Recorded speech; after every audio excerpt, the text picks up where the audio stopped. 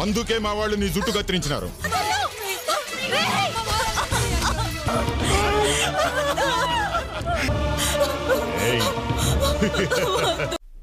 Halo sahabat, Assalamualaikum. Semoga sehat selalu dan senantiasa berbahagia. Terima kasih udah subscribe dan menyimak video-video SLMT TV. Semoga Tuhan Yang Maha Esa selalu memberikan rezeki yang berkah dan berlimpah ruah untuk sahabat semua.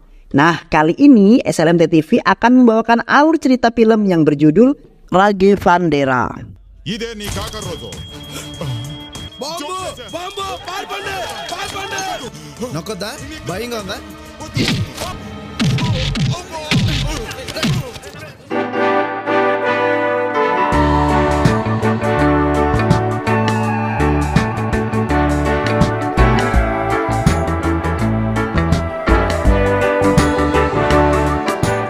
Film ini mengisahkan tentang balas dendam seorang pemuda temperamental yang tak terima karena calon istrinya ditelanjangi di depan umum. Penasaran dengan kisahnya? Gak perlu banyak basa-basi, ini dia alur ceritanya. Raghavendra adalah seorang pemuda temperamental yang tinggal di kota Kurnol. Dia paling tidak menyukai orang-orang yang bertindak zolim. Dia akan menghajar orang-orang zolim itu tanpa balas kasih sedikit pun.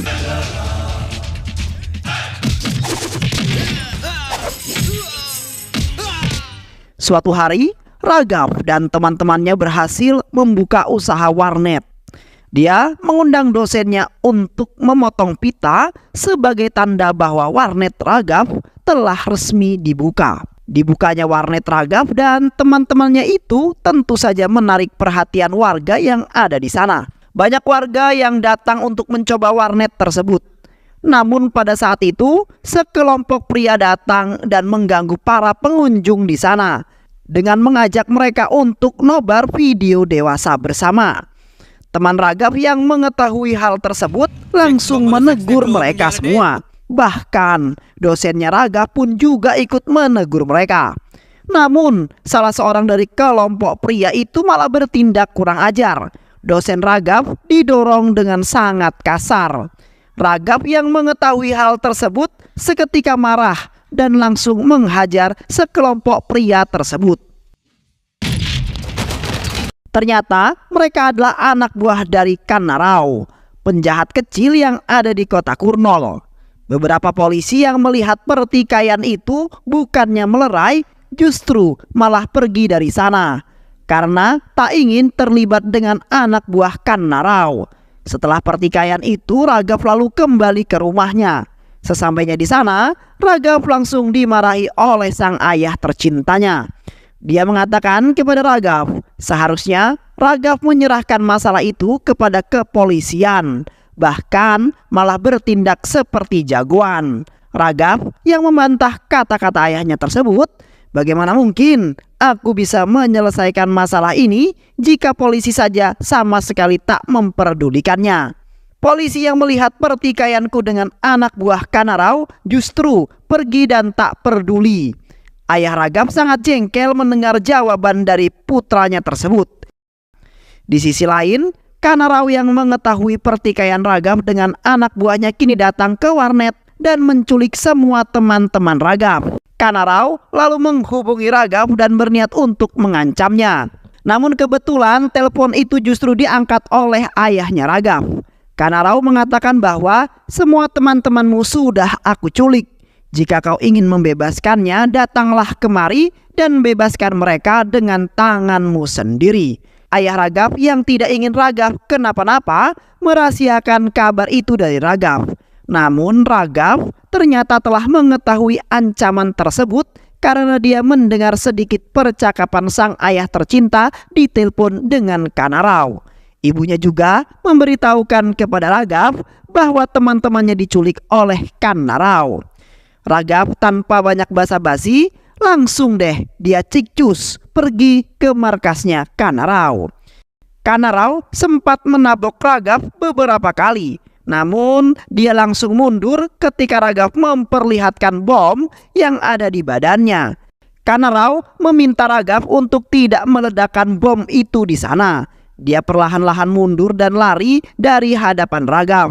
Raghav yang melihat sebuah peluang kini berbalik menyerang Kannarau. Kannarau dihajar Raghav di depan semua orang. Tidak ada satupun dari mereka yang berani melerai perkelahian tersebut. Hingga akhirnya seorang pria bernama Chandrasekhar datang dan menghentikan aksi Raghav. Raghav lalu kabur dari sana bersama teman-temannya. Mereka tampak sangat bahagia karena berhasil membodohi Kannarau. Ternyata bom yang dibawa Raghav itu bukanlah bom sungguhan, melainkan hanya sebatas bom mainan saja. Setelah peristiwa yang memalukan tersebut, Kannarau lalu menghubungi atasannya yang bernama Akinedu. Akinedu adalah penguasa kota Kurnol. Dia adalah bos dari preman-preman yang ada di kota tersebut. Tidak ada satupun masyarakat yang berani melawannya. Bahkan kepolisian pun tunduk padanya. Keesokan harinya seorang polisi terlihat sedang menghubungi Raghav. Polisi itu mengancam tindakan Raghav yang main hakim sendiri. Seorang saksi telah melaporkan kepadaku tentang aksi semena-menamu itu. Kau tadi menganiaya seseorang kan? Ujar sang polisi. Raghav kini penasaran, siapa sih saksi yang berani melaporkannya ke kantor polisi. Dia terus melakukan penyelidikan untuk mencari identitas dari saksi tersebut. Singkat cerita, Raghav telah mengetahui siapa saksi yang melaporkan tindakannya tersebut. Ternyata saksi itu adalah Chandrasekhar, orang yang menghentikan aksi Raghav saat menghajar Kannarau. Raghav lalu pergi ke rumah Chandrasekhar dan menghajarnya. Namun tiba-tiba adik perempuan Chandrasekhar yang bernama Sirena datang dan langsung menampar Raghav. Bukannya kesal karena ditampar, Raghav justru langsung jatuh cinta ketika pertama kali melihat Sirena. Dia jatuh cinta pada pandangan yang pertama. Sejak saat itulah Raghav selalu mengikuti Sirena kemanapun dia pergi. Ketika Sirena baru saja turun dari bajai, Raghav sudah memantaunya dari kejauhan. Ketika Sirena dan Chandrasekhar masuk ke dalam bis, Raghav juga ada di sana. Hal itu membuat Chandrasekhar dan Sirena menjadi sangat ketakutan. Bahkan Raghav juga mengikuti Sirena hingga sampai ke rumahnya. Chandrasekhar yang tak sanggup lagi melihat kelakuan Raghav kemudian melaporkannya kepada polisi. Polisi menindaklanjuti laporannya Sekhar dan berjanji akan segera menangkap Raghav. Keesokan harinya, Akinedu sedang mengincar Raghav untuk dibantai. Namun, Raghav terlebih dahulu ditangkap oleh kepala kepolisian.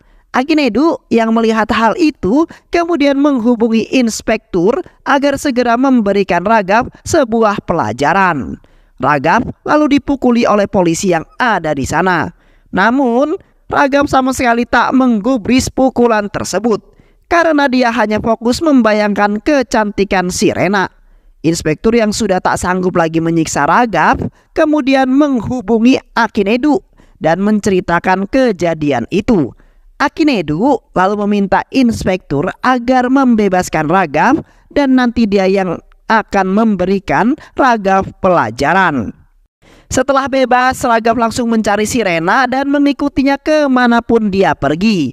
Sirena yang ketakutan berlari sekuat tenaga untuk pergi dari pandangan Raghav. Tapi tak lama kemudian sebuah mobil yang sedang melintas hendak menabrak Sirena. Raghav dengan sigap langsung menyelamatkannya. Sirena kini menyadari bahwa Raghav yang selama ini mengikutinya bukanlah orang yang jahat. Chandrasekhar yang mengetahui kejadian tersebut langsung pergi menemui Raghav yang kebetulan sedang kumpul bersama teman-temannya. Sekhar berterima kasih kepada Raghav karena telah menyelamatkan adiknya. Mulai saat itu, Sekhar mempercayakan Raghav untuk melindungi sang adik tercinta. Dia juga merestui hubungan mereka berdua. Beberapa waktu kemudian, karena sudah berpacaran cukup lama, Raghav membawa Sirena untuk diperkenalkan kepada kedua orang tuanya. Kedua orang tua Raghav sangat senang melihat Raghav yang sudah memiliki pasangan. Ayah Raghav berharap dengan hadirnya Sirena dalam kehidupan Raghav, dia bisa berubah sifatnya Raghav jadi lebih baik.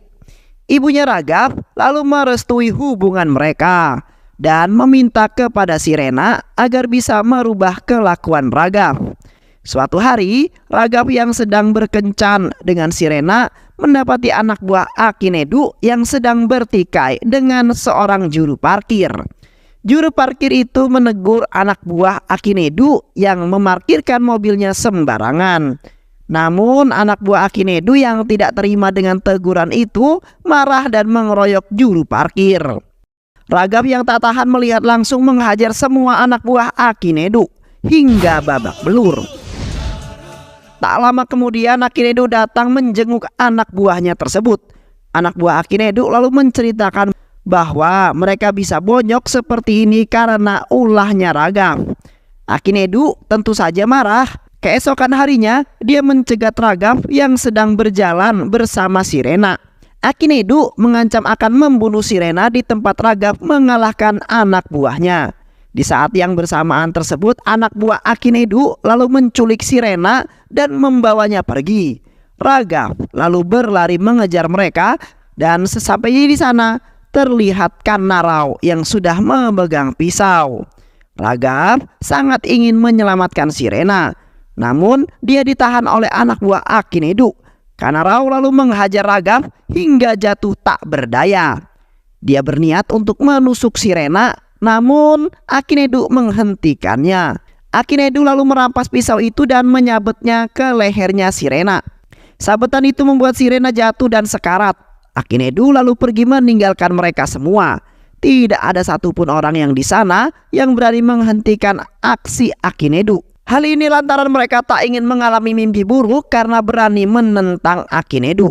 Sebelum meninggal, Sirena sempat berpesan kepada Raghav untuk mematuhi segala perintah orang tuanya. Chandra sangat sedih ketika mengetahui adik tercintanya itu telah meninggoy dunia. Raghav lalu menceritakan kepada orang tuanya bahwa Sirena telah tewas karena dibantai oleh Akinedu. Tapi ayah Raghav justru membantah hal tersebut. Dia mengatakan bukan Akinedu yang menghabisi Sirena, tapi Raghavlah yang naik pitam. Jika Raghav tidak menghajar anak buah Akinedu, maka Sirena pasti masih hidup saat ini. Raghav sedih mendengar kata-kata ayahnya tersebut. Dia lalu membawa jasad Sirena untuk dikremasi. Sementara Akinedu datang menemui orang tuanya Raghav. Kedatangan Akinedu membuat ayah Raghav ketakutan. Akinedu meminta orang tua Raghav untuk segera pergi dari kota ini. Jika dia tidak menurutinya, maka mereka akan membunuh orang tua Raghav seperti mereka membunuh Sirena. Orang tua Raghav tanpa pikir panjang langsung mematuhi perintah Akinedu. Mereka mengemas koper dan hendak pergi dari sana. Tapi tak lama kemudian Raghav datang dan menanyakan kenapa mereka mengemas koper. Ayah Raghav lalu memarahi Raghav. Ini semua adalah perbuatanmu. Gara-gara masalahmu dengan Akinedu, kami sampai terkena imbasnya. Mulai dari detik ini juga, kamu bukan lagi anakku, ujar ayah Raghav. Raghav memohon kepada ayahnya untuk dimaafkan. Dia juga berjanji akan berubah menuruti keinginan ayahnya, asalkan mereka tidak meninggalkan Raghav seorang diri. Akhirnya orang tua Raghav kemudian membawa Raghav pergi ke Matralayam, dan dia dijadikan sebagai penganut dewa Raghavendra.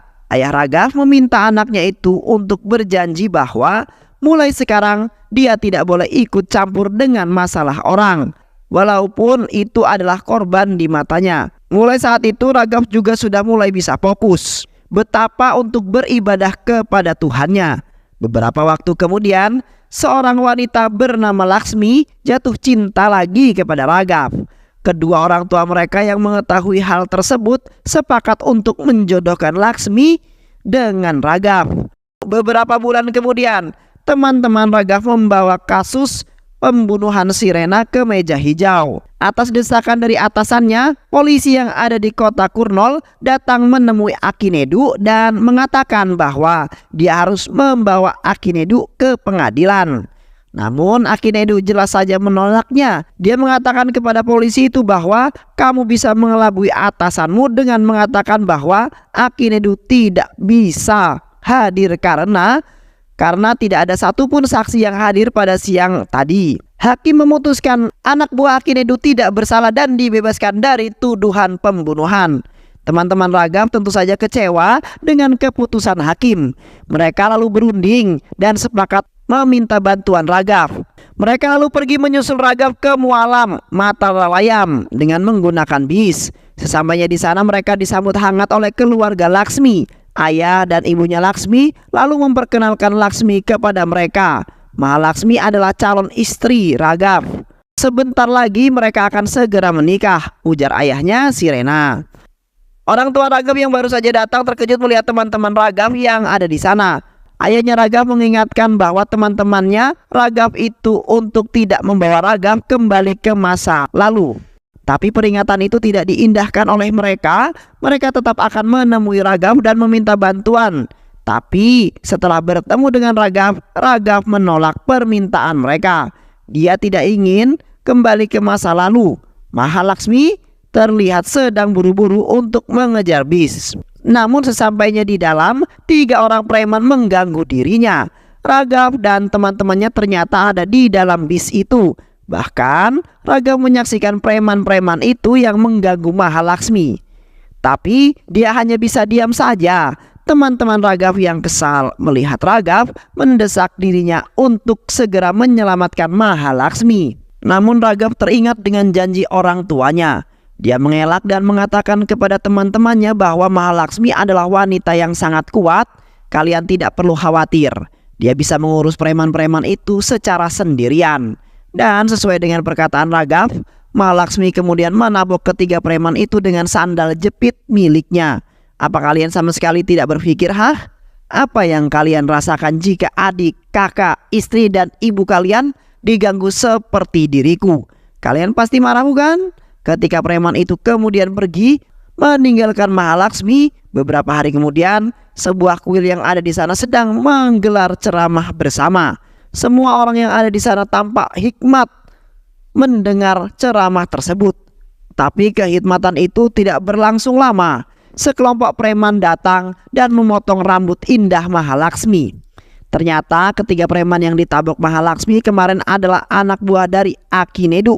Mereka meminta bantuan kepada temannya yang lain untuk membalas perbuatan Mahalaksmi. Raghav sebenarnya kesal melihat kelakuan preman-preman itu. Tapi saat dia ingin bertindak, janji-janji dengan orang tua selalu muncul di pikirannya. Hal itu membuat Raghav mengurungkan niatnya. Sementara itu Mahalaksmi yang tak mampu melawan mereka meminta Raghav untuk menolongnya.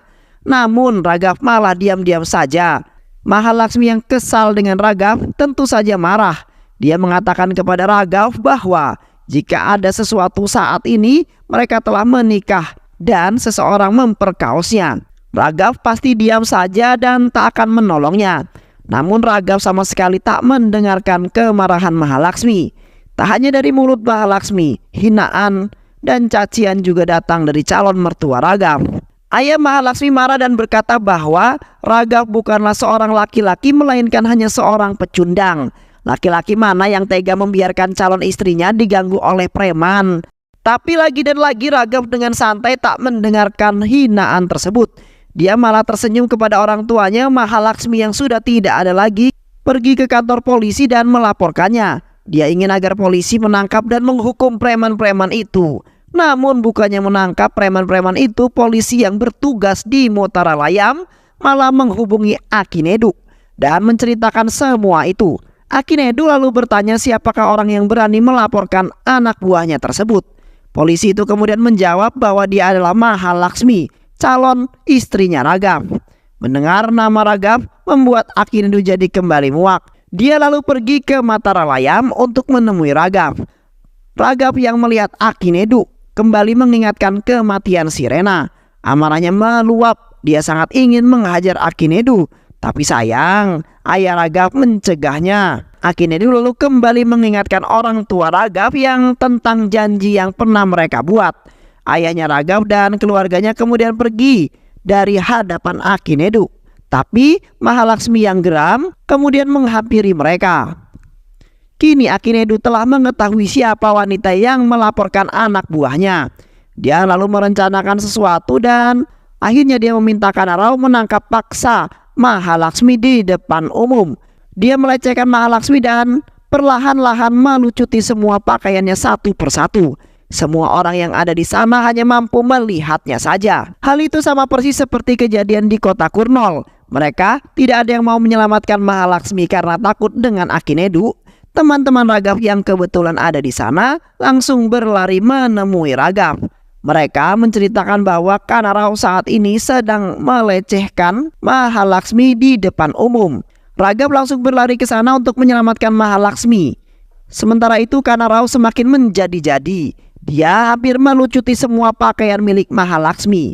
Tak lama kemudian Raghav sudah sampai di sana. Dia bersujud di hadapan Kanarau dan memohon agar Mahalaksmi dibebaskan. Raghav juga mengatakan bahwa Mahalaksmi memang bersalah. Dia akan segera mencabut laporannya. Kanarau meminta Raghav untuk segera membawa bukti laporan tersebut sekarang juga. Raghav dengan berburu langsung pergi ke kantor polisi dan meminta kepada polisi yang bertugas agar menyerahkan berkas laporan Mahalaksmi kepada dirinya. Raghav lalu kembali dan menyerahkan berkas laporan tersebut. Kanarau dengan sangat puas merobeknya di hadapan Raghav. Setelah keinginannya tercapai, dia lalu kemudian pergi meninggalkan Raghav dan Sirena di sana. Sirena sangat kecil dengan Raghav yang sama sekali tak berkutik melawan mereka. Ayah Sirena yang muak dengan sikapnya Raghav kemudian memarahinya dan mencaci di hadapan sang ayah. Dasar pecundang, aku menyesal karena sudah menjodohkan putriku dengan orang seperti dirimu.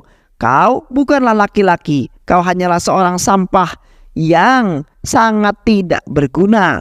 Jika nanti kalian menikah dan seseorang datang ingin meniduri istrimu, kau pasti akan mengizinkannya karena tidak berani melawan. Kau memang orang yang pengecut, ujar ayahnya. Sirena setelah peristiwa itu Raghav kemudian pergi ke kuil untuk bertapa dan memenangkan diri. Ayahnya Raghav yang sedang melihat putranya mencarinya. Dia sangat kesal dengan janjinya yang telah dibuatnya. Karena janji itu Raghav harus mendapatkan banyak hinaan. Ketika Raghav sudah selesai memenangkan dirinya, Raghav kemudian pergi dari kuil. Tapi ketika dia berpapasan dengan ayahnya, ayah Raghav langsung menarik selendangnya Raghav, menghancurkan kalung ibadahnya dan membatalkan perjanjian yang telah dibuatnya. Dia sangat menyesal dengan apa yang telah dilakukan dia. Meminta Raghav untuk melupakan janji itu dan segera bangkit membalas perbuatan mereka. Dia kini menyadari bahwa semua orang yang dikatakan Raghav waktu dulu adalah benar. Kita harus berani melawan ketidakadilan jika tak ingin ditindas. Raghav kemudian bangkit dari janji ayahnya tersebut. Dia segera menemui Mahalaksmi dan membawanya ke markas Kanarau. Raghav meminta Mahalaksmi menyaksikannya sendiri bahwa dia akan membalas perbuatan mereka dan dirinya bukanlah seorang pecundang. Sesampainya di markas Kanarau, Raghav tanpa basa-basi lagi langsung menghajar mereka semua tanpa belas kasihan sedikit pun. Mereka lalu dibawa Raghav ke tempat di mana Kanarau mempermalukan Mahalaksmi. Raghav membalas perbuatan Kanarau. Dia kemudian melucuti pakaian mereka di hadapan semua orang. Baru kemudian dia menyerahkan Kanarau dan anak buahnya ke kantor kepolisian. Di sisi lain, Akinedu yang mengetahui hal tersebut tentu saja merasa jengkel. Dia mengelus-elus kepalanya sebagai ungkapan kesalahannya. Akinedu lalu datang ke kantor polisi dengan membawa kapak miliknya. Dia membebaskan semua anak buahnya sambil mengamuk di sana. Di tempat lain, Raghav yang sedang berjalan bersama Mahalaksmi mendapati seorang pencuri yang tengah dikejar massa. Massa kemudian menghakimi pencuri tersebut, namun Raghav menghentikan mereka. Dia bertanya kepada masyarakat yang ada di sana, mengapa mereka sampai setega itu untuk menghakimi pencuri. Masyarakat di sana kemudian menjawab bahwa pencuri memang harus dihakimi agar tidak mengulangi perbuatannya lagi. Raghav yang mendengar penjelasan tersebut marah dan mengatakan kepada mereka semua, kalian marah kepada seseorang karena telah mencuri. Lantas mengapa kalian tidak marah ketika Mahalaksmi dilecehkan di depan mata kalian sendiri? Jumlah kalian lebih banyak. Jika kalian mau, kalian bisa menyelamatkannya, tapi hati nurani kalian lemah. Kalian hanyalah sekelompok pecundang. Apakah kalung emas yang dicuri itu lebih berharga dari harga diri seorang wanita? Semua orang yang ada di sana hanya terdiam mendengar kata-kata Raghav. Tapi tak lama kemudian ayah Raghav datang dan mengatakan bahwa mereka tidak bersalah. Semua ini adalah salahnya penguasa dan penegak hukum yang tunduk pada pelaku kejahatan. Jika hukum berhasil ditegakkan di sini, maka semua warga pasti akan berani melawan ketidakadilan. Di malam harinya, Akinedu datang ke rumah ayahnya Raghav. Dia mengecam aksi Raghav yang telah berani melawan anak buahnya. Tapi ayah Raghav sama sekali tidak takut dengan ancaman tersebut. Dia mengatakan kepada Akinedu bahwa sekarang dia akan berdiri melawan Akinedu untuk menegakkan sebuah keadilan.